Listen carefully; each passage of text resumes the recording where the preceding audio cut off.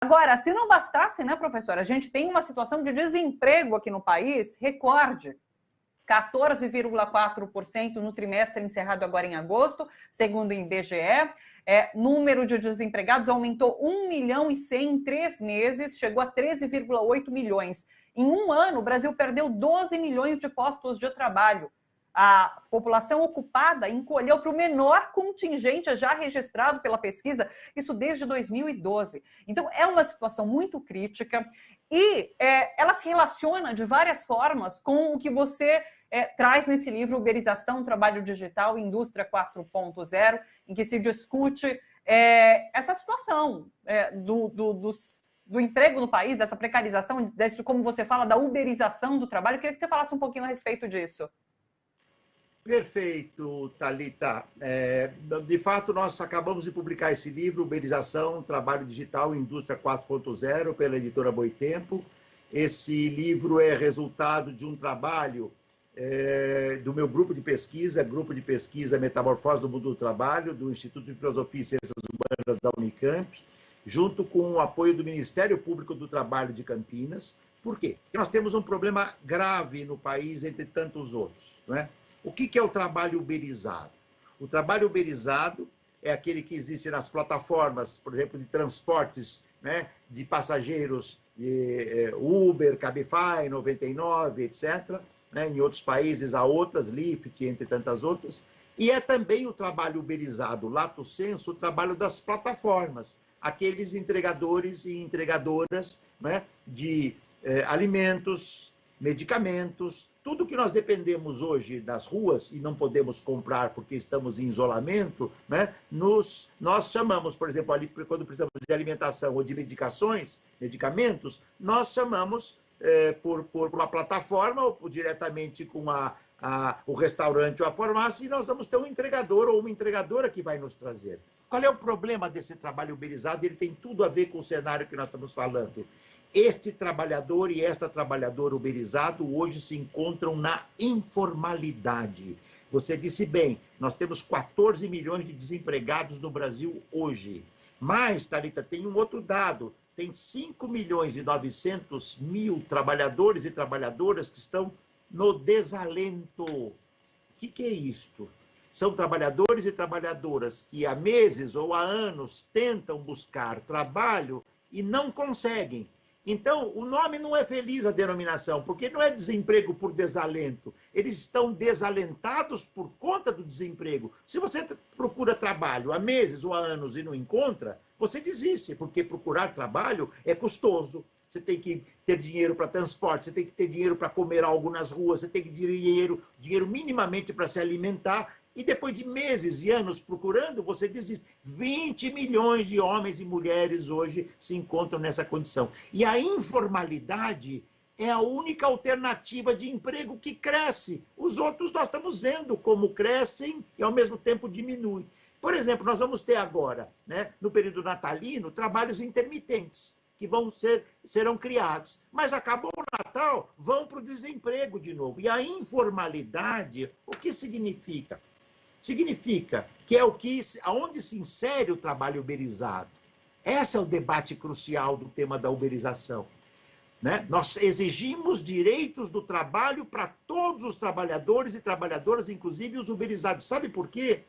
Porque o trabalho uberizado, Thalita, ele combina alta tecnologia com estar ao largo, passar por fora da legislação protetora do trabalho. Só que o trabalho uberizado hoje não é só das plataformas de transporte de passageiros ou de entregadores. Há médicos uberizados, arquitetos uberizados, advogados uberizados, sempre homens e mulheres, trabalhadores e trabalhadoras, professores e professoras, trabalhadoras dos cuidados, trabalhadoras domésticas, digamos assim, jardineiros, eletricistas, todos os trabalhadores hoje, muitas dessas profissões de serviços hoje, né, quando não tem um trabalho fixo, por CLT, e este é cada vez menor, porque isto é resultado de uma política destrutiva que se acentuou brutalmente com Temer e com Bolsonaro. Eles pareciam tão diferentes, né? A sua política econômica é muito assemelhada. Há muitas afinidades eletivas e destrutivas entre eles. A diferença é que o Bolsonaro é mais radical na devastação. Mas quem começou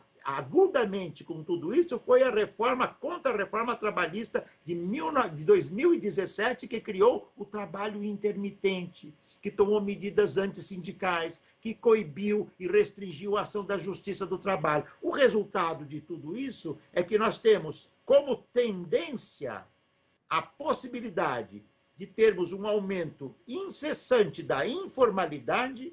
E nós temos como tendência experimentada pelas grandes empresas, especialmente do setor de serviços, e as chamadas plataformas, de criar uma massa imensa de trabalhadores no Brasil, na América Latina, na África, na Ásia, na Europa, mundial, esse fenômeno, todos uberizados, o que significa trabalhadores e trabalhadoras sem direitos. Não é difícil, para fazer uma conexão com o início do programa, entender. É por isso que são esses pobres da informalidade que morrem em mais intensidade. E que, no caso brasileiro, por razões óbvias, tem uma predominância negra, tá certo? E feminina, que são os que estão mais sofrendo e padecendo desta, digamos assim, tragédia econômica, social, política e virótica. Por isso, provocativamente, Thalita, eu tenho dito, nós estamos vivendo a era do capitalismo virótico, do capitalismo pandêmico. É o pior dos mundos mesmo, e nós urge que a gente saia desta tragédia. Puxa vida, professor, você falou sobre os desalentados que acabam, por única opção, indo para esse mercado informal, e daí o governo, de alguma forma, vende, o governo não só, mas vendem como uma possibilidade de empreendedorismo. E existe um mito em relação a esse empreendedorismo, né? Que eu queria que você esclarecesse para a gente, inclusive. Claro, veja, o segredo das corporações plataformizadas, das plataformas digitais, iFood, Rappi, James, Deliveroo, Uber Eats, tá certo? A lista é imensa, né?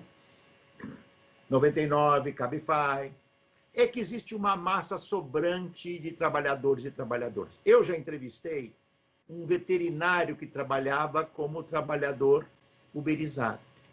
Eu já entrevistei um engenheiro químico que trabalhava como uberizado. Sabe por quê? Porque ambos não encontravam trabalho. Um tinha sido despedido da clínica veterinária e o outro não conseguia encontrar, como engenheiro químico, um salário, digamos assim, próximo de R$3.000, que ele precisaria para manter a sobrevivência da sua família por uma situação muito particular, né?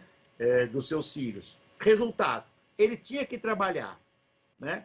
12, 14 horas por dia, 7 dias da semana, sem descanso, para poder ter um salário que lhe permitisse sobreviver.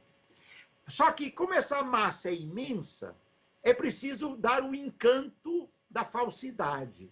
E qual é o encanto? É preciso criar, se pudéssemos provocar com palavras, criar um encanto no desencanto. Então, são todos e todas empreendedores. Agora são patrões de si mesmo. Como eu os chamei, eu denominei anos atrás, são empresários de si próprio e proletários de si mesmo. Nasce uma figura chamada, que nós poderíamos chamar do empresário proletário. Tá certo? Por quê? É preciso mistificar. Você vai crescer, você vai investir. Só que, como a maioria desses trabalhadores, dessas trabalhadoras são pobres, não tem. Quer dizer, ele vai alugar uma moto, ele vai comprar uma moto financiada, ele tem que comprar o celular, ele tem que comprar até a mochila que ele entrega alimento, ele tem que limpar o automóvel que ele utiliza, ele tem que alugar o automóvel se ele não tem.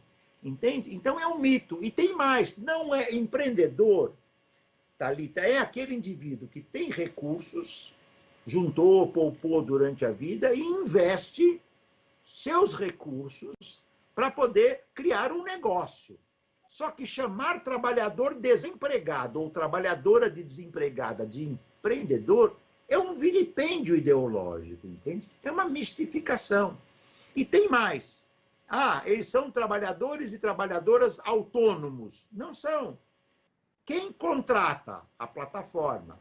Quem determina o preço que vai pagar? A plataforma, que não negocia.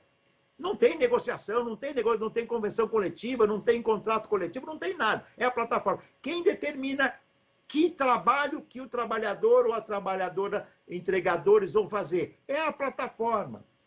Quem pode, digamos assim, suspender o trabalhador ou a trabalhadora sem dar justificativa? A plataforma.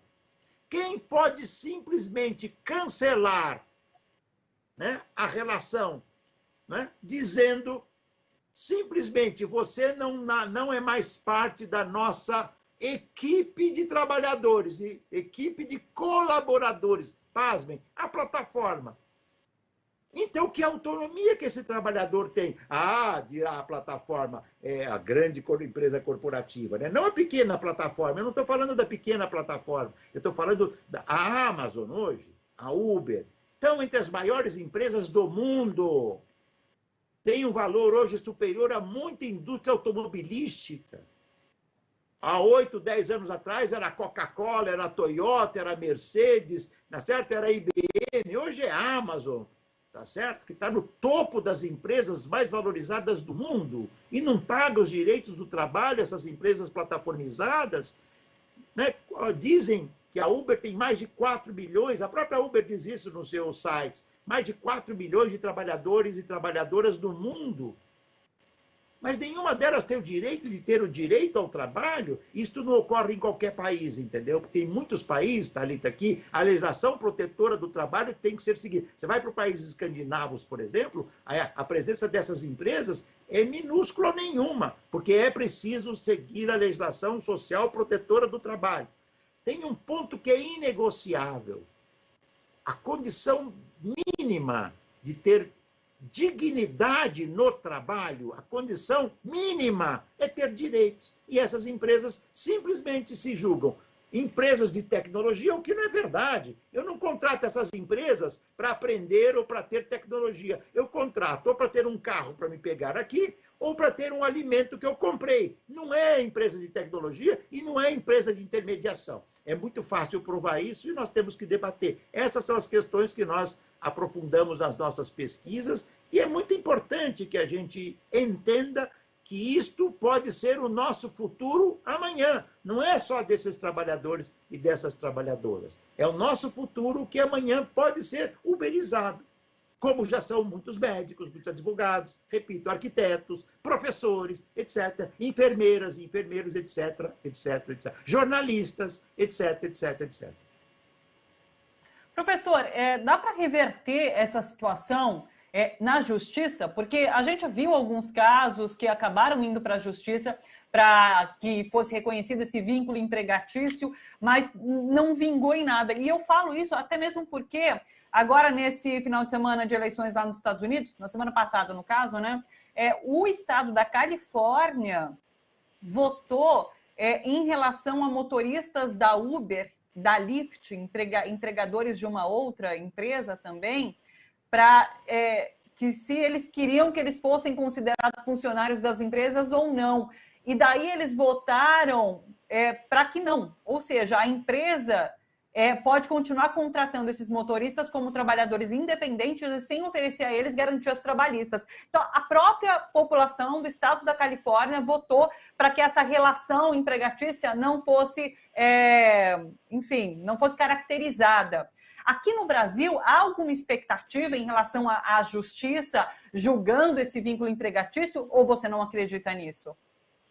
Olha, são vários elementos importantes, Thalita. Primeiro, os direitos destes trabalhadores, entregadores e entregadoras, será mais ou menos conquistado quando e na mesma medida em que esses trabalhadores e essas trabalhadoras se organizam e avançam. Por exemplo, a greve dos apps em julho foram 2 paralisações, né? Uma delas muito importante, ela sinalizou não é? Que é uma aberração você ter 12, 13, 14, 15 horas de jornada por dia, de 6 a 7 dias por semana, com salários, tá certo, de 2, 3 mil reais, só que o trabalhador tem que pagar tudo. Então, o que sobra para ele líquido é pouquinho. Tem trabalhadores de motos que rodam 5, 6 quilômetros para ganhar 3, 4 reais. Muitos deles entregam alimento quente quando estão morrendo de fome, entende? É essa a situação que nós estamos vendo. Então, primeiro, o Poder Judiciário, Thalita, ele responde às pressões da sociedade, né? As grandes empresas, grandes corporações, por exemplo, elas gastam fortunas para contratar escritórios de advogados de corporações para mostrar o caminho da burla. Como é que eu tenho que fazer para passar fora da legislação? Isso já significa gastar fortuna. Gastam fortunas, como nós estamos vendo no Brasil, nas suas propagandas. Parece o admirável mundo lindo. E, é claro, tem o outro lado que você falou, citando o exemplo da Califórnia, a população californiana ou a população brasileira. Se você perguntar para a população brasileira hoje se ela quer que essas empresas continuem, ela vai dizer que quer. Por quê? Porque hoje está difícil pegar ônibus, porque o transporte público brasileiro é precaríssimo e você vive uma situação de pandemia. E é claro que essas plataformas, como elas não pagam direitos e têm lucros altíssimos, tá certo? Elas têm preços menores do que uma empresa de táxi formal, tá certo? Então a população vai dizer, não, eu quero que continue. O problema é que a população precisa entender que este que está votando, que quer o trabalho uberizado implementado, amanhã ele vai ser uberizado também, e aí ele vai sentir na pele. O trabalho, ele nos obriga a dizer que, para que se tenha um mínimo de dignidade, eu repito, é preciso ter direitos. Você conhece alguma empresa privada que não esteja garantida em direitos lhe dando segurança? Eu não conheço nenhuma empresa privada que diz assim, olha, ela é privada, mas ela pode ser, digamos, todos podem chegar e ficar dono dela. Eu não conheço. Tem regras, tem normas, tem leis, tem privilégios, tem repressão para quem tentar qualquer coisa. Por que o direito ao trabalho pode ser flexibilizado a ponto de termos situação onde voltamos ao tema da tua central, do teu programa hoje, né? Quem é que está mais suscetível a estar contaminado? São os trabalhadores uberizados. E tem mais. Se eles se contaminam, as empresas não lhes dão seguro-saúde. Tem algumas que dizem, não, você vai pagar a conta e depois a gente vê o que faz. É brincadeira. Qual trabalhador pode se dar ao luxo de ir num hospital privado, trabalhador uberizado, que ganha ali, trabalhando 12, 14, 16 horas, pode se dar o dia no hospital, pegar o cheque, dar um cheque, pagar lá 10, 20, 30 mil e depois pedir para a empresa. Ninguém faz isso, porque a empresa não vai pagar, eu vou ser preso porque o meu cheque vai estar sem fundo. É um assinte, entende? Então, tudo isso faz com que a gente tenha que rever essas questões. A população tem que pensar, antes de voltar na sua vantagem individual, que eu entendo que ela é verdadeira, né? Mas é isto que ela quer para ela, porque amanhã esse engenheiro que votou, eu quero essa empresa trabalhando, vai se tornar um trabalhador sem direito. E aí ele não vai ter mais dinheiro para chamar esse carro para levá-lo, entende? Porque sem direito não sobra dinheiro. Os trabalhadores da informalidade...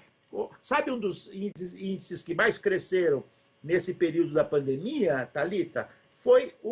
Houve uma diminuição da informalidade, em maio, por exemplo.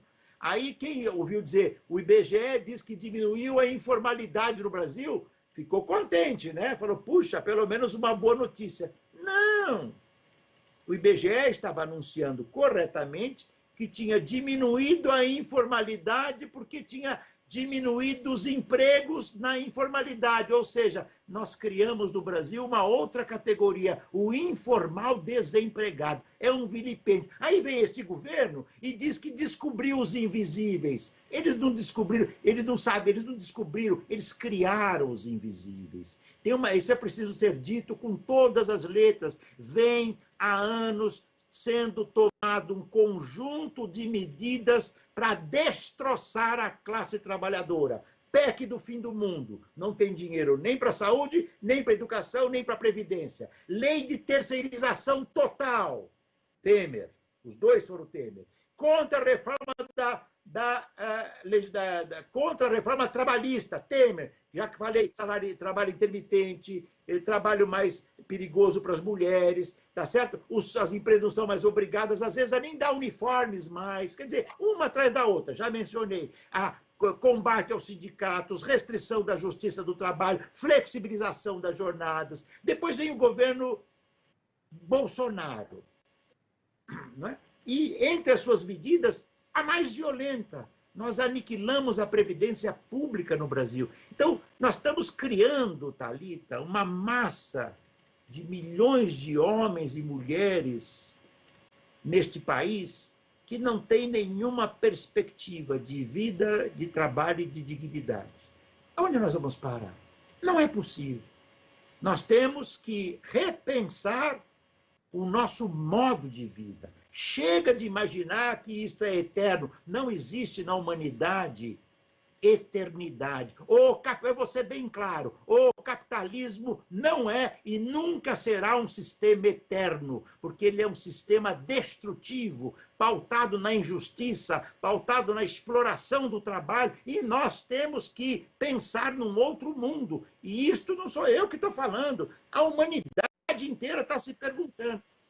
Será que nós vamos respirar daqui a 4 anos, do jeito que a coisa está? Ou nós vamos ter mais doenças pulmonares? Será que nós vamos combater os vírus na medida em que você tem degelo, e tendo degelo os vírus se esparramam pelo mundo? Será que com o aquecimento global nós vamos melhorar as condições de vida da humanidade? Está percebendo o tamanho da confusão que nós estamos encralacrados? Está na hora, né, das esquerdas sociais, sindicais, políticas, partidárias, intelectualidade, movimento feminista, movimento negro, movimento das comunidades indígenas, sindicatos de classe, está na hora de começarmos a pensar que é mais profundo do que nós temos imaginado e vimos nessas últimas décadas da nossa vida. Professor, você falou agora há pouco sobre a lei da terceirização total. Será que eu consigo fazer um paralelo com o que está acontecendo, inclusive no Amapá? Porque a notícia que a gente tem é de que aquele apagão no estado aconteceu por conta de um incêndio numa subestação da distribuidora de energia que tinha sido privatizada, tá? Pertence a uma empresa espanhola. E os técnicos que eram terceirizados, contratados por essa empresa que privatizou ali, que comprou, na verdade, a distribuição de energia, não conseguiram lidar com o problema. E daí a Eletronorte foi chamada, os técnicos da estatal foram chamados para conseguir, de alguma forma, resolver esse problema. Esse problema da terceirização também leva a situações como essa. Empregos que essas pessoas não são qualificadas, elas são contratadas porque são mão de obra barata, muitas vezes, e não tem, de repente, a expertise para lidar com problemas como esse, daí a estatal é chamada e acaba resolvendo, tentando solucionar esse problema. Eu queria que você falasse um pouco sobre isso. A gente consegue fazer um paralelo sobre essa situação e a precarização do trabalho no país? Claro, claro. Eu não sou especialista em energia elétrica, eu não sou um estudioso de energia elétrica, mas basta ter acompanhado as notícias que nós tivemos nos últimos dias para entender o tamanho do caos. E hoje está sendo no Amapá. Amanhã vai ser na periferia de São Paulo, do Rio, ou de Belo Horizonte, ou de Salvador, ou de Recife, entende? Por quê? É possível fazer 2 paralelos muito importantes, Thalita, que tem que ver com esta política econômica destrutiva. O que os governos vêm fazendo? Especialmente, não só, mas isso vale também para os governos anteriores. Isso é muito importante, porque é uma lição que ou a gente aprende ou não tem mais alternativa, né? O que o governo Temer e o governo Bolsonaro se especializaram em fazer? Privatizar tudo e destruir a res pública, destruir o trabalho público, destruir a empresa pública. Então, o que nós estamos vendo no Amapá? Uma empresa pública destroçada, tá certo? Que tem, pela parceria público-privada, setores privados que são responsáveis pela manutenção, essas empresas privadas saqueiam o Estado e não cuidam de manutenção nenhuma. Até onde eu acompanhei, e eu repito, eu não sou especialista, mas como cidadão, é repugnante ver um Estado como o do Amapá ser tratado daquele modo, tá certo? É repugnante, é repulsivo, né? O que nós vimos? São 3 grandes equipamentos que mantêm a energia funcionando, né? 2 em funcionamento e 1 de reserva. Este 1 de reserva, pelo que a imprensa, rádio, televisão, cansou de nos informar nesses dias, não é? Um deles estava há 1 ano para ser recuperado. Então, aquela turbina ou equipamento cujo nome técnico eu não me recordo, né? Que é nodal, que é central para fornecer a tecnologia, a fornecer como é que chama, a eletricidade, né, para a cidade, ele estava inativo e, digamos assim, sem condições de funcionamento. É, até onde eu acompanhei, uma empresa que participa da parceria pública e privada, que era responsável, que já mudou de dono, foi vendida para outro. Quer dizer, é a privatização que leva a, digamos assim, ao destroçamento da coisa pública. E os trabalhos terceirizados. Porque o que acontece quando você terceiriza? Vamos pegar o serviço de energia elétrica, tá? Você pegava no tempo que você tinha centrais estatais de energia elétrica, você tinha a CESP em São Paulo, a CPFL, tá certo? Para dar o exemplo de São Paulo, o equivalente no Rio, em Minas, etc. Você tinha um conjunto de trabalhadores e trabalhadoras técnicos, mas você tinha uma rede de trabalhadores que prestavam o trabalho muito importante e difícil nas ruas, de manutenção do sistema energético. Antes da gente começar o programa agora, eu estava com receio de que não conseguíssemos falar, porque houve uma tempestade, uma ameaça de uma tempestade aqui onde eu moro, e houve momentos em que o risco de perdermos a energia, eu falei, puxa, vai justo agora, e foi rápido, durou 10 minutos e sumiu. Muito bem, como é que se faz essa consertação dos postes? É um trabalho de alta especialização, cuidado, treino. O que aconteceu? Você terceirizou tudo isto, então aumentou brutalmente o número de mortes de trabalhadores terceirizados nas empresas de energia elétrica. Um dos índices mais altos de mortes são esses, tá certo? E o resultado que você tem é um trabalho de qualidade inferior. Porque se você contrata uma empresa de terceirização, ela não tem a qualificação que o trabalho público tem que ter. O governo Bolsonaro, o Guedes, está fazendo uma proposta de reforma administrativa que é a destruição da função pública do Estado brasileiro. Nós vamos perder, provavelmente eles vão dizer, olha, a atividade pública fundamental vai ser o Exército, né, os juízes, o Executivo, e o resto é o resto. Aí você começa a ter aquela miscelânea, aquela mistura, terceirizado, quarteirizado, privatizado, semi-privatizado, parceria público-privada. Você destroça o Estado. E quando o Estado está destroçado, é que nem o final da feira. Você vende uma dúzia de banana que custa R$8, no final da feira, aquela dúzia de banana está apodrecida, você vende por 50 centavos para o cara levar aquela sujeira embora. Não é possível, não é possível. E isto tudo é parte de um complexo de uma política econômica, que é de um neoliberalismo selvagem, é privataria. Nós vimos, né, o Ricardo está exagerando. Se estiver exagerando, Thalita, para brincar com as palavras, eu estou exagerando para menos. Se estiver exagerando, para menos. Qual foi a proposta do Bolsonaro há uma semana atrás? Iniciar estudos para a privatização de setores do serviço de atendimento do SUS naquelas unidades de atendimento básico. O que é iniciar estudos para atuação de empresas privadas no setor público do SUS? O que é? É claro, eles não sabem, eles são ignorantes, negacionistas, né? Mas o que é?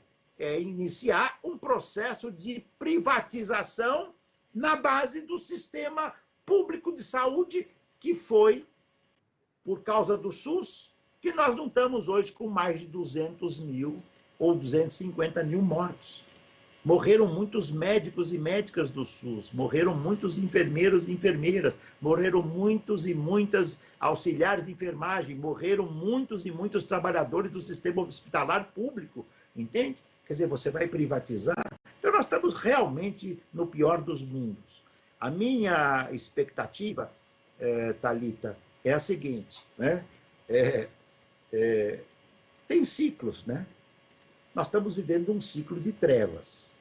Nós estamos vivendo um ciclo, né?